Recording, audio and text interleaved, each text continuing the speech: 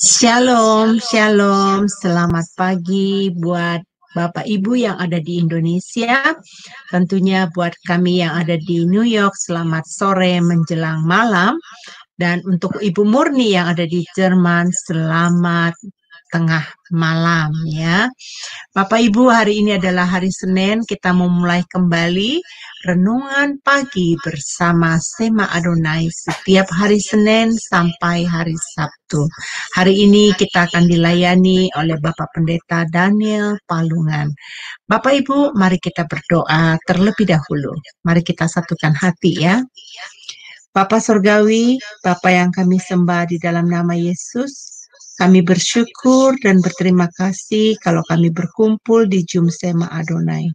Dan kami percaya dalam waktu yang singkat ini, kami akan pergunakan untuk merenungkan kebenaran firman.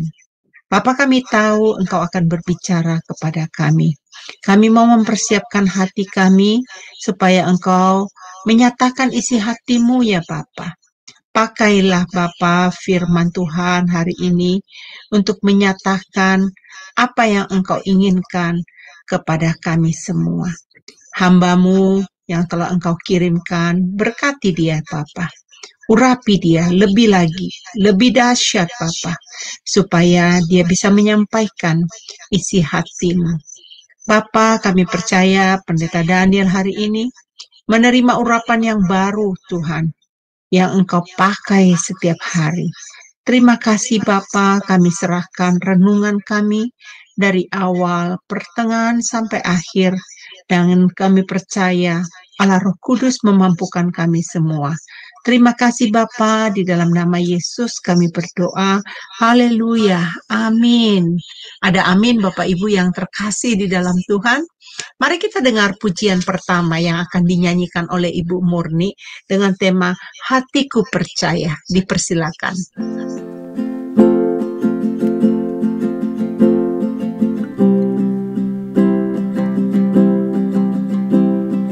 Saat ku tak melihat jalanmu, saat ku tak mengerti rencanamu, namun tetap ku pegang janjimu.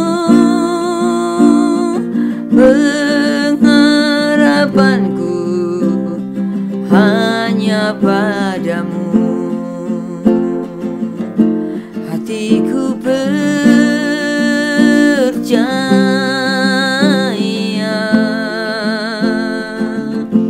hatiku percaya,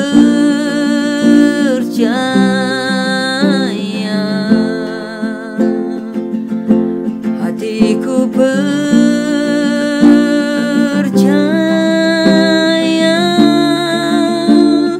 selalu ku percaya,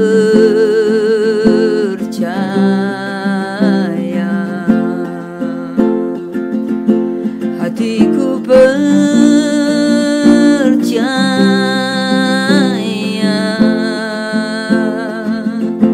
hatiku percaya,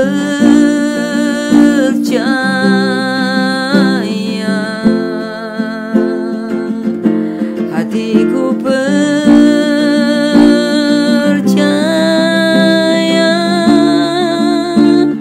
selalu ku percaya.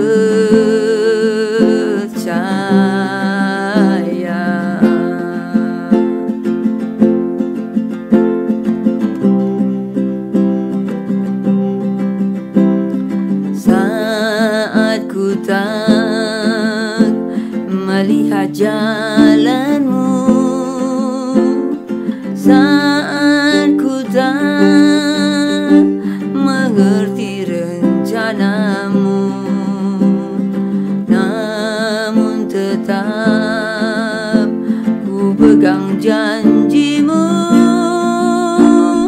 Pengharapanku hanya padamu. Hati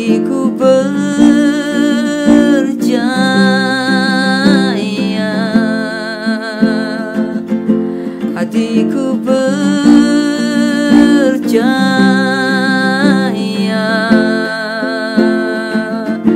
hatiku percaya,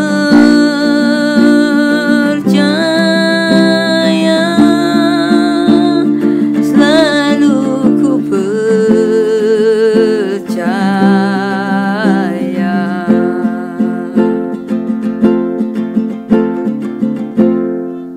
Amin. Kita selalu percaya ya kepada firman Tuhan yang luar biasa dan kita percaya atas penyertaan Bapa kita di sorga. Hari ini adalah tema yang sangat menarik. Pak Daniel telah mempersiapkan materi pelajaran buat kita ya. Pak Daniel ini membawa renungan, bukan renungan yang biasa, tetapi dia lebih menekankan tentang pengajaran tentang firman Tuhan ya. Jadi Bapak Ibu, berbahagialah hari ini kita akan mendengarkan firman Tuhan. Topik yang pertama hari Senin adalah bagian part yang pertama dari mata hati yang terang, dan kemudian besok kita lanjutkan part yang keduanya dari tema yang sama. Kepada Bapak Pendeta Daniel, dipersilakan.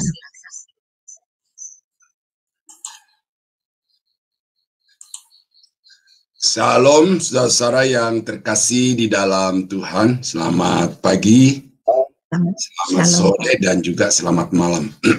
Nah, pagi ini Bapak Ibu kita akan kembali membaca firman Tuhan dari Efesus pasal 1 ayat yang ke-18 sampai dengan ayat yang ke-23. Kelanjutan dari minggu lalu yang kita sudah baca dari ayat yang ke-15 sampai dengan ayat yang ke-17.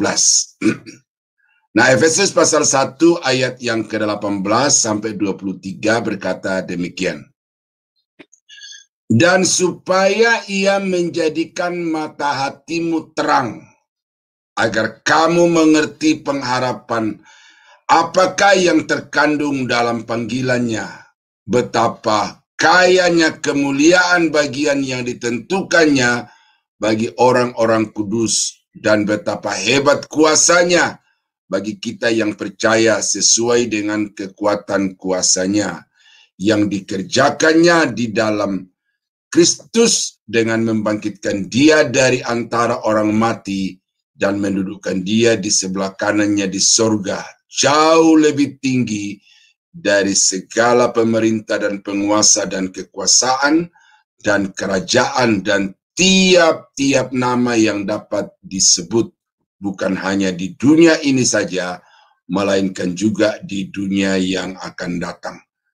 Dan segala sesuatu telah diletakkannya di bawah kaki Kristus, dan dia telah diberikannya kepada jemaat sebagai kepala dari segala yang ada. Jemaat yang adalah tubuhnya, yaitu kepenuhan dia yang memenuhi segala sesuatu. Nah, saudara-saudara yang terkasih di dalam Tuhan, dari bacaan kita ini kita melihat bagaimana kualitas dari doa Rasul Paulus itu. Dan apa yang Paulus doakan kepada Tuhan ini bukan sesuatu yang bersifat materi semata-mata, tetapi Paulus berdoa untuk hal-hal yang sangat-sangat penting berkaitan dengan iman dan kerohanian daripada umatnya. Nah, minggu yang lalu dia berkata, aku senantiasa meminta kepada Tuhan supaya ia memberikan kepadamu roh hikmat dan wahyu untuk mengenal dia dengan benar. Nah, itu sesuatu yang sangat-sangat prinsip di dalam kehidupan umat Tuhan, yaitu bertumbuh di dalam pengenalan yang benar akan Allah. Nah, itu sebabnya maka seperti Bu Heni tadi sebutkan di awal itu, saya selalu mendasarkan renungan saya, khotbah saya itu kepada kebenaran Alkitab, ya, ayat-ayat yang saya gabung secara berdasarkan teori hermeneutik dan teori homiletik itu, supaya saudara bisa mendapatkan satu pemahaman yang benar pemahaman yang komprehensif tentang siapa Allah yang saudara sembah itu dan apa yang Dia inginkan. Nah, apa yang Dia inginkan. Nah, seperti yang pada pagi hari ini Paulus doakan kepada Tuhan, ini tidak lain adalah keinginan Allah yang wajib saudara dan saya capai di dalam kehidupan saudara. Nah, karena itu kalau ada topik-topik the next level, ini saya temukan di banyak gereja-gereja yang menjadi background dari mimbar gereja itu, the next level. Nah, lalu the next level yang macam apa, saudara? Nah, ini yang Paulus sedang doakan itu, supaya jemaat itu meningkat kepada satu level yang lebih tinggi, bukan dari berkat jasmani, tetapi dari segi pemahaman tentang Allah, pengenalan tentang Allah, supaya dengan demikian, selama dia hidup di dunia ini, dia dapat memperkenankan Tuhan. Nah, kemudian dikatakan ada dan di sini. Nah, selain dia berdoa supaya jemaat memiliki roh hikmat, dia memiliki pewahyuan, juga dia meminta dan, nah itu, dan supaya ia menjadikan mata hatimu terang. Nah, dari frasa itulah saya membangun topik khotbah, memiliki mata hati yang terang. Saudara dan saya wajib untuk memiliki mata hati yang terang. Kita berdoa, Tuhan berikan aku ketenangan di dalam hatiku. Berikan aku kedamaian di dalam hatiku. Itu doa yang juga sangat prinsip. Tetapi jangan berhenti sampai di situ. Minta Tuhan supaya dia membuka mata hati saudara, membuka mata rohani saudara untuk melihat hal-hal yang tidak dapat dilihat dengan mata jasmani atau dengan mata manusia, ya. Nah, apa yang Paulus doakan supaya dengan memiliki mata hati yang terang itu, apa yang menjadi tujuannya adalah supaya kamu mengerti pengharapan yang terkandung dalam panggilannya. Itu di ayat 8a. Dan supaya ia menjadikan hatimu terang, agar, nah ini agar ini sama dengan supaya atau sehingga kamu mengerti pengharapan apakah yang terkandung di dalam panggilannya. Jadi ini sesuatu yang sebenarnya sudah include di dalam keselamatan, tetapi ada banyak orang Kristen yang ketika dia sudah merasa diri diselamatkan, dia dijadikan sebagai anak-anak Tuhan, itu ada sesuatu rasa yang kurang di dalam dirinya oleh karena dia tidak mengerti bahwa sesungguhnya di dalam panggilan Allah itu ada sesuatu yang luar biasa yang Tuhan mau nyatakan dan Tuhan sudah sediakan bagi umatnya. Ya, ada kandungan yang terdapat di dalam panggilan Allah yang saudara hanya bisa melihat dan mengalami kalau saudara memiliki mata hati yang telah diterangi oleh firman Allah, diterangi oleh Roh Kudus, yaitu adanya pengharapan kekal, adanya pengharapan surgawi yang saudara tidak bisa dapatkan dengan pencapaian apapun di tengah-tengah dunia ini. Saya baca ayat-ayat yang lain, ya. Roma pasal 15 ayat 13. Semoga Allah sumber pengharapan, ya. Semoga Allah sumber pengharapan memenuhi kamu dengan segala sukacita dan damai sejahtera dalam iman kamu, supaya oleh kekuatan Roh Kudus kamu melimpah-limpah dalam pengharapan. Ya, jadi Paulus di sini menekankan kepada jemaat di Roma supaya jemaat itu senantiasa memiliki pengharapan. Ya.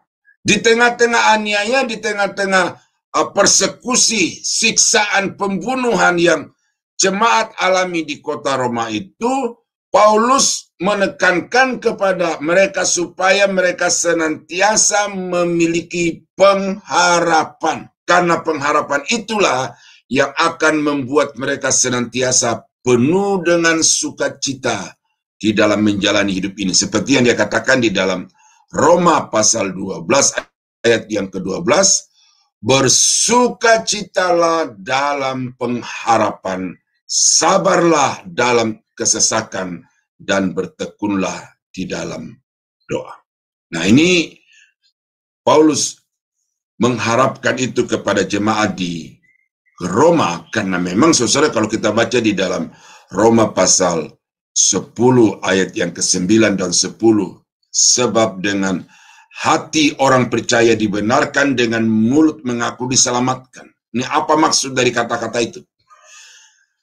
Karena Kaisar telah memposisikan diri dan juga telah diposisikan oleh pembesar-pembesarnya sebagai dewa yang setara dengan Allah. Orang harus sujud menyembah, orang harus berbakti kepada Kaisar Romawi.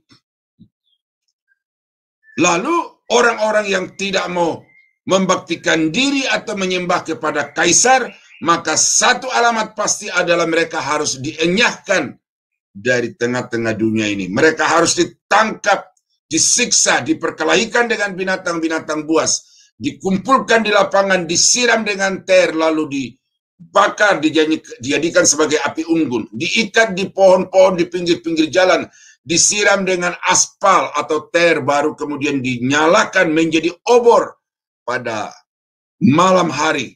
Ini sesuatu pengalaman yang dialami oleh jemaat-jemaat di kota Roma pada waktu itu, dan pada situasi itulah Paulus berkata, siapa yang percaya di dalam hati dia dibenarkan, dan siapa yang mengaku dengan mulut dia akan diselamatkan. Nah, apa yang membuat jemaat itu tetap mengaku bahwa Yesus adalah Tuhan di depan algojo-algojo dari Kekaisaran Romawi, tidak lain adalah pengharapan bahwa di dalam Yesus ada kepastian hidup yang kekal. Di dalam Yesus ada keselamatan. Dan oleh karena itu, mereka tidak bergeser sedikit pun dari pengharapan mereka kepada Allah. Nah, jadi ini hal yang sangat penting yang saudara wajib miliki di dalam hidup saudara, yaitu hiduplah sebagai orang yang penuh dengan pengharapan. Ya, seringkali kita mendapatkan satu dorongan semangat, ayo tetap semangat, jangan menyerah, jangan putus asa. Ini apa, saudara? Mereka mau mengencourage, ya, mau memberanikan, mau menyemangati kita supaya kita terus berpengharapan di dalam hidup ini. Dan orang-orang yang punya pengharapan itu tidak akan mudah untuk dipatahkan, apalagi untuk dikalahkan. Beberapa waktu yang lalu saya diundang bersama dengan teman-teman untuk menghadiri ucapan syukur dari seorang pengusaha di Jakarta karena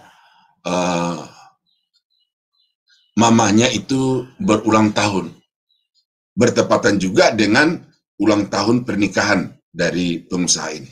Nah, di dalam ibadah ucapan syukur itu, opung yang dirayakan ulang tahunnya itu bersaksi bahwa waktu dia masih kecil, anaknya itu masih sekolah, itu mamanya itu berjuang begitu keras sampai dia berkata harus lompat dari satu perahu ke perahu lain, bahkan lompat dari kapal ke perahu, dan pernah mengalami kecelakaan sampai kakinya itu patah oleh karena berjuang untuk mendapatkan barang yang dia harus jual itu demi menyekolahkan anaknya. Lalu dia berkata, kenapa saya berjuang begitu keras untuk melakukan pekerjaan itu? Karena saya berharap anak saya menjadi seorang sarjana.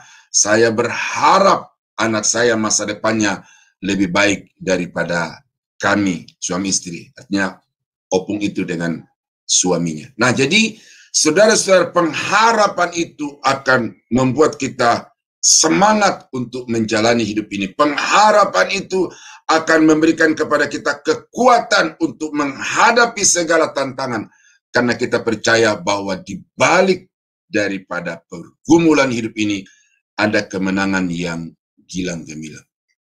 Saya waktu masih di Jayapura, saya masih ingat, saudara ya, saya diajak oleh kakak untuk menghadiri, dia ambil kursus bahasa Inggris, lalu saya disuruh antar, tetapi saya nguping, mendengar dari luar. Lalu di dalam kelas itu, mereka mendapatkan pengajaran. Lalu ada satu ungkapan yang disampaikan di dalam kelas itu, baru dikatakan, there is sun behind the cloud. Ada matahari di balik awan yang gelap. Jadi ini satu ungkapan di dalam bahasa Inggris yang juga menjadi harapan, menjadi keyakinan semua orang bahwa sesungguhnya hidup ini diliputi dengan kegelapan, diliputi dengan awan yang pekat, tetapi yakin dan percayalah bahwa ada matahari di balik awan yang gelap itu. Nah, orang-orang yang memiliki mata hati yang terang akan selalu seperti itu di dalam pengiringannya kepada Tuhan. Saya tadi agak telat masuk itu karena saya sibuk atau asik mempersiapkan bahan dari Mazmur pasal 23. Dan di situ saya sangat diberkati, saudara, bahwa mengiring Tuhan itu tidak ada jalan tol. Ya, jadi saya sempat apakah saya mau bikin tema tidak ada jalan tol di dalam Tuhan, atau ya biasa saja topik-topiknya. Tapi saya temukan di situ bahwa orang yang menjadikan Tuhan sebagai gembala itu jalanannya bukan jalan tol, tetapi digiring oleh Tuhan untuk melalui lembah-lembah kekelaman. Tuh. Nah, bagaimana orang yang tidak memiliki mata hati yang terang, mata rohani yang terbuka? Kalau diizinkan Tuhan melalui satu lembah yang penuh dengan kekelaman, maka bisa saja di sana dia akan bersungut, dia akan komplain, dia akan marah kepada Tuhan. Tetapi orang yang memiliki mata hati yang terang, maka dia akan seperti seperti Daud berkata, aku tidak takut bahaya, karena gada dan tongkatmu itulah yang menghibur aku. Jadi ada pengharapan, ada pembelaan Tuhan bagi orang-orang yang menjadikan dia sebagai gembala. Nah, ini saudara miliki harapan.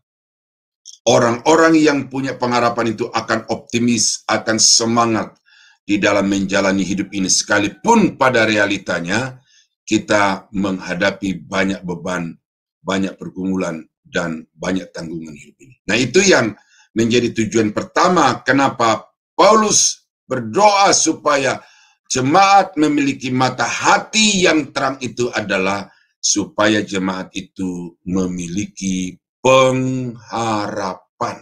Ya, di dalam suratnya kepada jemaat di Ibrani, bahwa pengharapan itu adalah sau, ya, seumpama jangkar yang akan menahan saudara tetap pada posisi sekalipun kapal itu diterpa dengan badai gelombang yang sedang bergelora. Ya, jadi miliki mata hati yang terang supaya saudara bisa melihat bahwa pengharapan saudara kepada Tuhan itu tidak pernah menjadi sia-sia. Yang kedua, apa tujuan Paulus mendoakan supaya jemaat itu memiliki mata hati yang terang? Adalah supaya jemaat mengerti kemuliaan yang disediakan Allah. Ya. Bukankah ini yang dicari oleh bangsa-bangsa? Bukankah ini yang membuat orang tidak kenal peri kemanusiaan untuk mencapai satu tingkat kemuliaan di mata manusia, dihargai, dihormati? Bukankah ini juga yang menjadi penyebab gonjang-ganjingnya dunia perpolitikan di Indonesia dan di belahan dunia manapun? Ingin menjadi yang mulia, yang menjadi terhormat di antara orang-orang yang lain.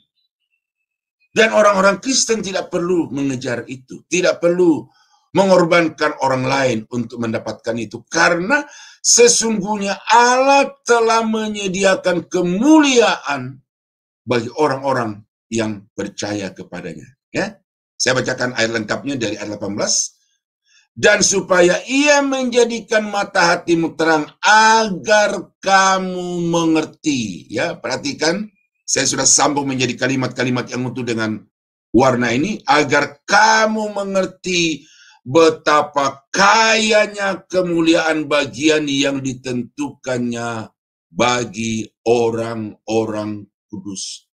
Tuh, ada perlakuan yang istimewa yang akan dilakukan oleh Tuhan kepada orang-orangnya yang telah diselamatkannya, kepada orang-orang yang telah dikuduskannya, dan yang mau mengikut Dia sepenuh hati, sepenuh waktu.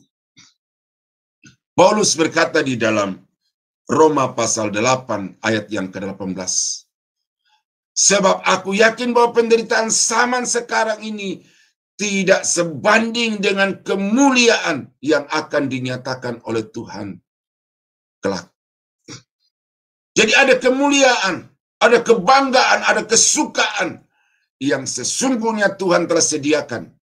Nah, oleh karena itu maka pandanglah, lihatlah, pahamilah itu, bahwa ada sesuatu keadaan istimewa yang telah dipersiapkan Tuhan bagi saudara dan saya. Roma pasal 5 ayat 1 dan 2. Sebab itu kita yang dibenarkan karena iman, kita hidup dalam damai sejahtera dengan Allah dan oleh karena Tuhan kita Yesus Kristus. Ya, dengan Allah, oleh Tuhan kita Yesus Kristus. Oleh Dia kita juga beroleh jalan masuk oleh iman kepada kasih karunia ini. Dan di dalam kasih karunia ini kita akan berdiri dan kita akan bermegah. Ya, kita akan bermegah dalam pengharapan akan menerima kemuliaan. Akan menerima kemuliaan. Ketika Paulus di dalam surat-suratnya itu berbicara tentang pengadilan Kristus, itu ada satu kenyataan yang akan dialami oleh setiap orang-orang percaya, bahwa kita akan berdiri di hadapan Kristus untuk mempertanggungjawabkan atau untuk mendapatkan penilaian dari segala sesuatu yang kita kerjakan di tengah-tengah dunia ini, berguna atau tidak berguna. Dan sungguh alangkah bahagianya, alangkah bangganya kalau kita berdiri di hadapan Tuhan, kemudian di atas kepala kita ini disematkan mahkota-mahkota. Itu adalah satu bentuk pemuliaan yang saudara akan terima kalau saudara selama hidup di tengah-tengah dunia ini selalu memperkenankan Allah dengan melakukan perbuatan-perbuatan yang sesuai dengan firman-Nya.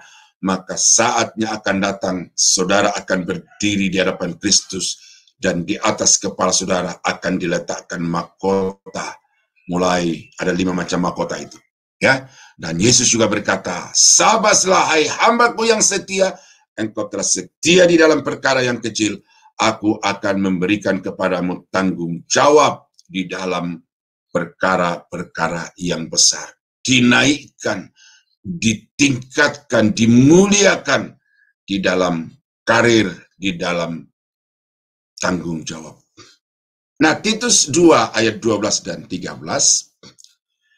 Ia mendidik kita supaya kita meninggalkan kefasikan dan keinginan-keinginan duniawi, dan supaya kita hidup bijaksana, hidup adil, dan hidup beribadah di dalam dunia sekarang ini, dengan menantikan penggenapan pengharapan kita yang penuh bahagia dan penyataan kemuliaan Allah yang maha besar dan juru selamat kita, Yesus Kristus.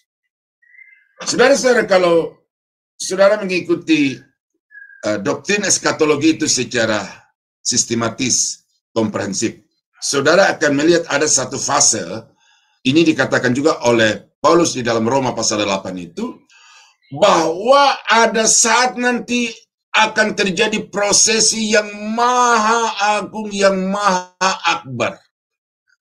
Saya 1 minggu ini menghadiri satu undangan pernikahan Dan ketika semua undangan itu sudah ada di dalam gedung, disuruh berdiri, berbaris di depan karpet merah yang akan dilewati oleh kedua pengantin dan kedua belah pihak keluarganya. Itu adalah satu prosesi pemuliaan kepada Raja Sehari, di mana semua mata akan tertuju kepada bagaimana mereka memasuki ruangan resepsi dan kemudian bagaimana mereka akan berjalan di atas karpet merah itu dengan penuh keanggunan. Nah, pada saatnya nanti Yesus akan turun dari awan-awan ke atas muka bumi ini yang Alkitab katakan disertai atau diiringi oleh malaikat-malaikatnya dan juga akan disertai dan diiringi oleh saleh-salehnya, akan turun ke atas muka bumi ini di dalam segala kemuliaan, di dalam tubuh kemuliaan, dan semua mata manusia yang ada di atas muka bumi akan tertuju kepada orang-orang yang turun dari awan-awan bersama-sama dengan Tuhan Yesus itu. Itu adalah satu bentuk pemuliaan lain yang disediakan oleh Tuhan bagi orang-orang yang percaya kepadanya. Oleh karena itu, maka saya mengajak saudara untuk berdoa kepada Tuhan agar Tuhan senantiasa membuka mata rohani saudara, melihat betapa agung, betapa mulianya kemuliaan yang telah disediakan Tuhan bagi saudara dan saya. Saya tidak terlalu intens lagi untuk mengikuti kegiatan olahraga, tetapi saya masih cuplik-cuplik.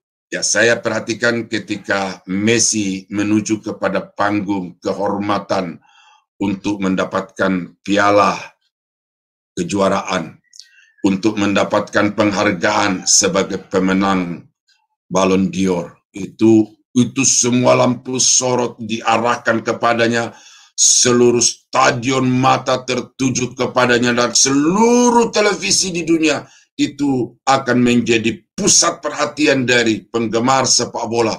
Seorang Messi berjalan menuju kepada panggung kehormatan. Nah, itu di mata manusia, saudara. Tapi saudara nanti akan mengalami kemuliaan yang lebih daripada itu. Maka itu sebabnya bersyukurlah, berterima kasihlah, walaupun saudara sedang mengalami masalah persoalan, tetapi justru ini yang Paulus katakan kepada Titus, kita dididik untuk meninggalkan segala kefasikan, keinginan-keinginan duniawi, dan dengan itu kita berlayak untuk mendapatkan mahkota kehidupan, mendapatkan kemuliaan yang dari Tuhan. Ya, saya percaya saudara sudah mengerti proses untuk menjadi seorang atlet itu, dan saya tidak perlu menjelaskan itu. Untuk menjadi juara itu tidak doa, tidak bim salah bim, tetapi untuk menjadi seorang juara itu harus melewati satu proses latihan yang tidak ringan, ya. Karena itu saudara, kalau ada sedikit masalah, ya curhatlah sama Tuhan. Jangan curhat sama tetangga, karena orang bilang begini, kalau kita titip uang itu, semakin banyak tangan yang dilalui akan semakin berkurang nominalnya. Tetapi kalau kita titip perkataan, kita titip cerita, semakin banyak telinga yang mendengar, akan semakin banyak tambahan-tambahannya. Nah, oleh karena itu, pilih kepada siapa saudara akan bercerita. Dan terlebih sebelum saudara bercerita kepada orang lain, berceritalah di bawah kaki Tuhan. Dan Tuhan akan berbicara kepada saudara, bahwa aku sedang merancang engkau untuk mendapatkan kemuliaan daripadaku. Nah, saudara-saudara, itu yang kedua yang menjadi tujuan Paulus berdoa agar jemaat itu memiliki mata hati yang terang atau dibukakan mata hatinya oleh Tuhan, yaitu supaya jemaat mengerti betapa hebatnya kemuliaan yang disediakan oleh Tuhan bagi saudara dan saya. Dan yang ketiga adalah agar kamu mengerti betapa hebat kuasa Allah bagi orang-orang yang percaya. Ya, ini saya lupa kasih warna ini, tetapi saya dapat bacakan demikian. Ya, ayat yang ke-19 sampai dengan ayat yang ke-21.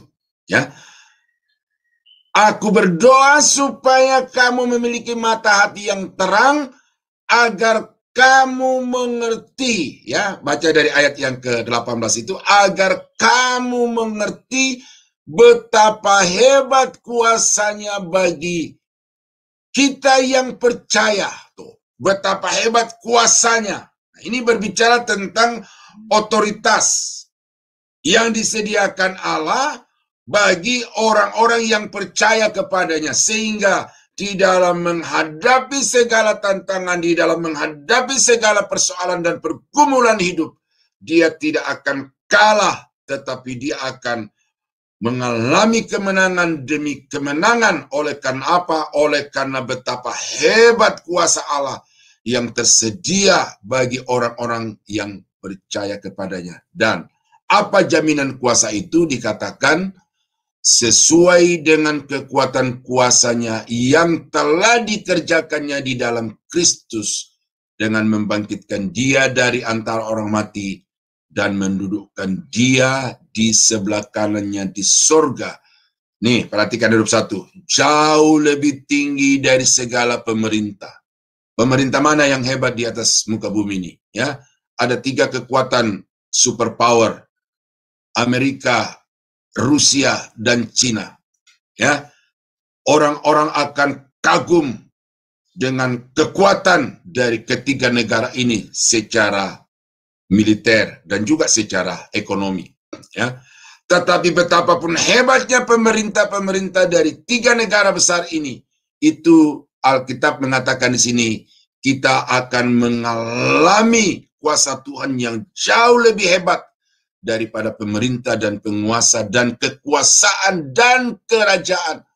Bahkan tiap-tiap nama yang dapat disebut, bukan hanya di dunia ini saja, melainkan juga di dunia yang akan datang. Sebutlah nama-nama penguasa yang saudara kenal. Presiden Kim, Korea Utara, Putin, Biden, Netanyahu, atau penguasa mana saja. Alkitab mengatakan di sini bahwa setiap nama yang dapat disebut itu tidak ada apa-apanya dibandingkan dengan kekuatan Tuhan. Karena kuasa Tuhan telah terbukti bisa mengalahkan maut, bisa mengalahkan kematian. Karena Yesus yang sudah mati itu sudah terkubur di perut bumi selama 3 hari 3 malam itu. Dengan kuasa Allah dia bangkit, lalu kemudian didudukkan di sebelah kanannya di surga, melampaui segala kekuatan dan kekuasaan yang ada di atas muka bumi. Saudara ya, sedang belajar tentang okultisme. Saya berharap ini hanya menjadi pengetahuan dan tidak menjadi teror, saudara. Karena betapapun hebatnya dukun-dukun itu. Ya. Paulus berkata di sini bahwa Yesus yang saudara sembah, Yesus yang saudara layani, Yesus yang saudara ikuti itu adalah Yesus yang memiliki segala kekuatan kuasa di atas semua yang ada di bawah kolong langit ini. Karena itu jangan megah-megahkan, jangan besar-besarkan kekuatan iblis, karena tidak ada apa-apanya. Makanya saya sedih ada seorang pengkhotbah YouTube yang setiap kali dia tampil iblis, okultisme, pedukunan, praktek-praktek pedukunan yang dia bangga-banggakan, yang dia besar-besarkan. Sebenarnya di mata jemaat itu tidak ada apa-apanya. Karena apa? Karena di mata jemaat atau di dalam kehidupan jemaat itu, Yesus jauh lebih berkuasa, jauh lebih berotoritas dibandingkan dengan kekuatan apapun di atas muka bumi. Tetapi kemudian iblis bekerja di dalam hati jemaat, hati orang-orang Kristen, sehingga kemudian yang dibangga-banggakan itu adalah pendeta A, pendeta B. Oh, pendeta ini bisa mengusir setan. Oh, pendeta itu bisa mengusir setan gitu. Padahal itu adalah permainan iblis yang mempimpong saudara, sehingga dari dukun yang satu saudara dialihkan ke dukun yang lain. Dari dukun dialihkan ke pendeta. Saudara memuliakan pendeta, memuliakan dukun-dukun. Itu adalah satu taktik iblis yang mempimpong saudara supaya saudara tetap ada di dalam kendalinya. Tetapi sekarang ketahuilah bahwa kekuatan dunia maya, kekuatan dunia rohani, kekuatan dunia jasmani, itu seluruhnya berada di bawah kontrol daripada Allah yang kita sembah di dalam Yesus Kristus, dan juga ada di bawah kontrol dari Tuhan kita, Yesus Kristus. Ini kurang dipahami oleh banyak orang Kristen. Ada jemaat dulu yang saya layani, itu ketika jemaat menghadapi masalah, dia datangi ke rumahnya, lalu dia perkenalkan, yuk kita datang ke orang itu yuk. Nah gitu. Jadi dia bukan menolong jemaat, mendoakan jemaat supaya mata rohaninya terbuka dan memandang kepada kuasa Allah yang hebat itu, tetapi jemaat ini datang ke jemaat yang lain mengajak untuk pergi ke dukun-dukun dan orang-orang pintar itu. Ini jemaat-jemaat yang mata rohaninya belum terbuka, dan karena itu dia menjadi alat di dalam tangan setan untuk memperluas jaringannya, membawa orang-orang kepada kekuasaan setan. Nah, Roma pasal 1 ayat 2 dan 4, Injil itu telah dijanjikannya sebelumnya dengan perantaraan nabi-nabinya dalam kitab-kitab suci, tentang anaknya yang menurut daging diperanakkan dari keturunan Daud, dan menurut Roh kekudusan dinyatakan oleh kebangkitannya dari antara orang mati, bahwa ia adalah anak Allah yang berkuasa. Kalau sungguh-sungguh saudara memiliki Yesus, tidak ada mantra, tidak ada santet, tidak ada kiriman-kiriman yang bisa mempan kepada saudara, karena di dalam saudara ada kekuatan Allah yang melindungi, yang memproteksi, yang membarikade saudara, sehingga semua niat-niat jahat dari musuh-musuh, bahkan yang dari iblis itu, tidak akan pernah sampai kepadamu. Nah, itu sebabnya saudara, jangan membuka hati, membuka diri dengan memikirkan tentang kekuatan setan. Setan itu pecundang. Sejak Yesus mati di atas kayu salib, saya berkali-kali katakan, iblis itu sudah dikalahkan. Sudah dihukum. Oleh karena semua rencana-rencana iblis itu telah dipatahkan oleh Yesus di atas kayu salib. Maka sekarang Alkitab mengatakan dari sejak zaman nabi-nabi sampai kepada zaman rasul-rasul, dinyatakan bahwa Yesus itu adalah anak Allah yang maha kuasa, jauh lebih tinggi dari semua pemerintah, penguasa, raja, dan nama-nama yang dapat disebutkan di bawah kolong langit ini. Oh, ini saya salah tulis ini. Filipi pasal, Filipi pasal, ini bukan Filipi pasal 3, salah tulis. Itulah sebabnya Allah sangat meninggikan dia dan mengaruniakan kepadanya nama di atas segala nama, ya, mengaruniakan kepadanya nama di atas segala nama, supaya dalam nama Yesus bertekuk lutut segala yang ada di langit dan yang ada di atas bumi, dan segala lidah mengaku, ya, dan segala lidah mengaku Yesus Kristus adalah Tuhan, bagi kemuliaan Allah Bapa. Ya, segala lutut akan bertelut, sujud menyembah, takluk, menaklukkan diri kepada Yesus yang memiliki nama di atas segala nama, dan semua lidah mengaku Yesus adalah Tuhan. Oh, ya. Jadi Alkitab mengatakan Yesus adalah Tuhan. Kalau engkau percaya bahwa Yesus adalah Tuhan, di dalam dirimu ada kuasa. Ya, karena itu jangan mau dibimbangkan, jangan mau diragukan dengan ajaran yang mengatakan Yesus bukan Tuhan. Hari ini saya tegaskan lagi, Yesus adalah pemilik nama di atas segala nama. Yesus adalah pemilik otoritas di atas segala yang berotoritas, baik di atas muka bumi maupun yang ada di dalam surga. Dan karena itu, maka orang-orang yang memiliki Yesus itu di dalam dirinya ada kekuatan yang bisa mengalahkan semua kekuatan apapun di bawah kolong langit ini. Jadi saudara, jangan takut kepada setan-setan. Jangan takut kepada mimpi-mimpi buruk.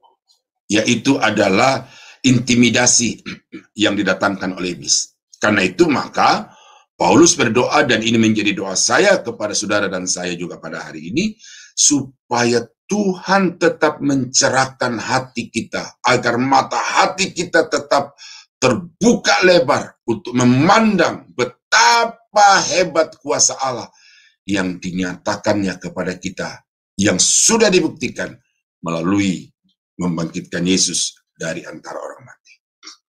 Nah, jadi saudara-saudara, ini pelajaran yang sangat penting, modal yang saudara wajib miliki. Karena saya pelajari bahwa ternyata pedukunan itu bukan hanya di zaman orang-orang primitif, bukan hanya milik orang-orang yang tertinggal secara intelektual, ya. Tetapi ternyata pedukunan itu dipraktekkan juga oleh orang-orang yang sudah mengalami kemajuan ilmu pengetahuan yang luar biasa. Ada teman yang menceritakan kepada saya bahwa ada seorang pengacara yang hebat di Jakarta ini dari suku Batak. Itu kalau dia pulang ke kampungnya, dia timba air dari kampung leluhurnya itu, karena di kampung itu dipercaya ada sebuah mata air yang dapat, ya itulah keyakinan mereka itu. Dan setiap kali pengacara kondang ini pulang ke kampung itu, dia pesankan kepada asisten-asistennya untuk membawa air itu ke Jakarta untuk entah diapakan, apakah diminum atau bagaimana, tetapi itu adalah satu bukti bahwa orang-orang yang sudah modern sekalipun itu ternyata masih mempercayai kekuatan-kekuatan magis dari benda-benda tertentu. Seperti orang-orang yang naik haji pulang membawa jerigen yang isinya air Zam-Zam itu. Nah, jadi ajaran ini relevan segala zaman. Bahwa jemaat harus terbuka mata rohaninya untuk melihat bahwa di dalam dirinya ada kuasa. Karena itu jangan lagi menggantungkan pengharapan atau pertolongan saudara itu kepada kekuatan-kekuatan yang saudara anggap selama ini memiliki kekuatan-kekuatan magis, pohon-pohon, tempat-tempat tertentu, air-air tertentu seperti yang tadi sudah katakan itu. Itu adalah kepercayaan-kepercayaan yang dibangun berdasarkan kepercayaan lama, tetapi sekarang sebagai orang-orang yang ada di dalam Kristus miliki satu keyakinan baru bahwa tidak ada kekuatan, tidak ada kuasa, tidak ada otoritas yang melampaui kekuatan, kuasa, dan otoritas yang ada di dalam Kristus Yesus. Apa masalah, apa persoalan, boleh datang, tetapi kemenangan akhir adalah milik saya karena saya adalah milik Kristus.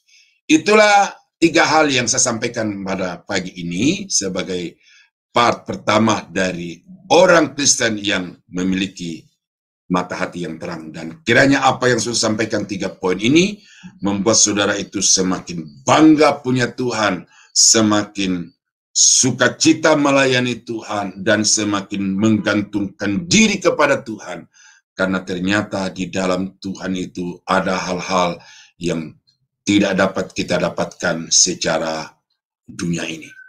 Nah, kiranya firman Tuhan pada pagi ini dapat menjadi berkat bagi Bapak Ibu, sehingga saudara senantiasa kuat di dalam mengiring dan melayani Dia. Mari kita tunduk kepala, kita berdoa. Bapa di surga, terima kasih untuk firman-Mu yang sudah kami dengar. Bahwa sesungguhnya pengharapan itu betapa penting di dalam hidup kami. Pengharapan kami itu pasti. Kami sungguh bersyukur karena Tuhan sedang merancang kami untuk mengalami kemuliaan yang luar biasa. Dan kami mengucap syukur karena Yesus adalah milik kami, pemilik kami, yang dengan itu kami memiliki jaminan kemenangan atas semua persoalan. Terima kasih Bapa, kiranya firman-Mu pada pagi hari ini termaterai di dalam hati kami, supaya dimanapun kami berada, kami akan senantiasa mengucap syukur, bersukacita di dalam mengiring dan melayani Engkau. Hamba-Mu akan berhenti berbicara, tetapi kiranya Roh Kudus terus berbicara bagi umat-Mu, sehingga dimanapun mereka berada, mereka selalu memandang kepada Tuhan yang telah menyediakan segala hal yang sangat kami harapkan dalam hidup ini. Di dalam nama Yesus, kami berdoa, kami mengucap syukur. Haleluya. Amin. Tuhan Yesus memberkati, saya kembalikan.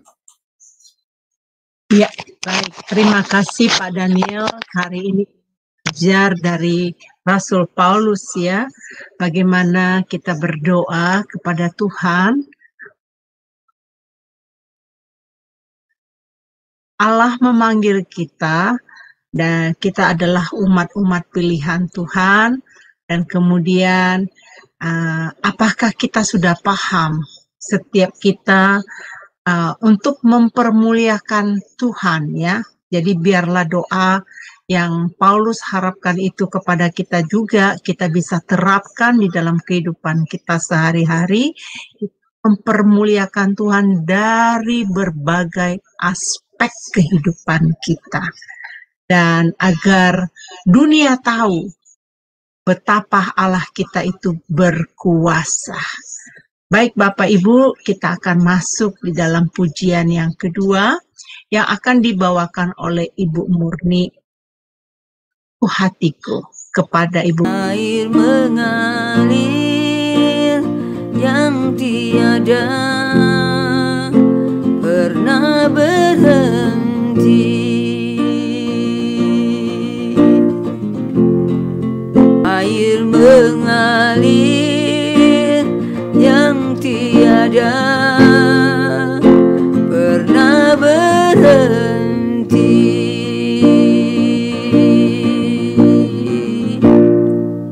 Biarlah setiap firman Tuhan itu mengalir dalam kehidupan kita, dan terang firman Tuhan itu tetap mengalir dalam kehidupan kita ya. Bapak Ibu yang terkasih, sebentar di Jum Sema Adonai, kita akan mendoakan pokok-pokok doa yang telah disampaikan kepada kami. Saya berharap Bapak Ibu tetap stay bersama kami yang ada di Zoom untuk menopang doa-doa tersebut ya. Dan besok pagi kita kembali renungan bersama dengan topik yang sama, yaitu mengenai mata hati yang terang. Bagaimana kita memiliki mata hati yang terang di part kedua. Kita tetap dilayani oleh Pak Daniel Palungan. Hari ini Ibu Pendeta Suryani berhalangan karena Ibu Pendeta Suryani ada di negara Nigeria. Layani Tuhan di sana. Baik Bapak Ibu, sebentar kita akan selesai. Saya akan tutup di dalam doa. Nanti saya akan minta yang terakhir Bapak Pendeta Daniel Palungan untuk memberikan kita doa berkat. Mari kita satukan hati. Bapa Sorgawi, kami saat ini mau bersyukur dan berterima kasih atas renungan Sema Adonai ini. Kami sangat diberkati oleh hamba-Mu Pendeta Daniel Palungan. Bapa, kami bersatu hati saat ini memohon berkat-Mu secara khusus untuk Bapak Pendeta Daniel Palungan. Pakai dia Bapa lebih heran, lebih ajaib. Apa visi misi yang telah Engkau berikan kepada dia, biarlah semua itu dilancarkan. Bapak, di tahun depan, tahun Januari tanggal 15, akan dibuka sekolah online bersama-sama dengan siswa yang telah mendaftar ya Bapak. Pak Daniel memiliki hati ingin Bapak agar punya generasi yang bisa dipercaya kelak Tuhan untuk memberitakan firman sesuai dengan kebenaran firman yang mutlak dari firman Tuhan saja. Bapa, biarlah semuanya ini rencananya, apapun yang dibutuhkan oleh Bapak Pendeta Daniel, biarlah Tuhan Engkau menolong dan mencukupkan. Berkati jemaatnya yang sedang digembalakannya ya Bapak. Berkati juga istri, anak, dan cucu-cucunya ya Bapak. Biarlah keluarga Pak Daniel akan selalu berbahagia bersamamu ya Bapa. Pertolongan-pertolonganmu Engkau akan selalu curahkan kepada keluarga Pak Daniel. Bapa, kami berdoa berikan dia kesehatan senantiasa. Dunia membutuhkan hamba-Mu ini Bapa untuk menyampaikan kebenaran firman. Bapa, tolong Tuhan, biarlah pengajaran-pengajaran juga yang akan diajarkan di STT nanti maupun yang di sekolah online Tuhan. Bapak tolong juga Bapak mempersiapkan, membantu dia, memberikan kekuatan, memberikan hikmat untuk bisa menyelesaikan tugas-tugas mengajarnya dengan baik ya Bapak. Bapak Sorgawi, terima kasih. Kami sebentar akan selesai Bapak, dan kami membutuhkan berkat yang dari Engkau. Bapak Pendeta Daniel, dipersilakan. Sidang jemaat yang dikasihi Tuhan, kiranya anugerah dari Allah Bapa di dalam surga, damai sejahtera dari Tuhan kita Yesus Kristus, serta persekutuan kuat kuasa Roh Kudus kiranya menyertai kita sekalian dari sekarang sampai selama-lamanya. Di dalam nama Yesus kami akhiri renungan pagi Sema Adonai hari ini. Haleluya. Amin. Amin, amin. Terima kasih Pak Daniel atas pelayanannya hari ini. Ya, baik Bapak Ibu, saya juga memohon kepada Bapak Ibu yang telah mendengarkan firman Tuhan hari ini. Punya teman, punya saudara, punya keluarga, bagikan video ini kepada mereka agar mereka juga bisa diberkati. Itu tugas yang mudah Bapak. Tinggal di forward aja, ambil videonya, terus kemudian di forward kepada mereka supaya mereka juga sama-sama diberkati seperti kita. Ingat visi dan misi yang diberikan Tuhan kepada kita agar firman Tuhan, agar pengajaran firman yang benar ini dapat terdengar di seluruh dunia ini. Terima kasih, Tuhan Yesus memberkati. Sampai ketemu besok pagi.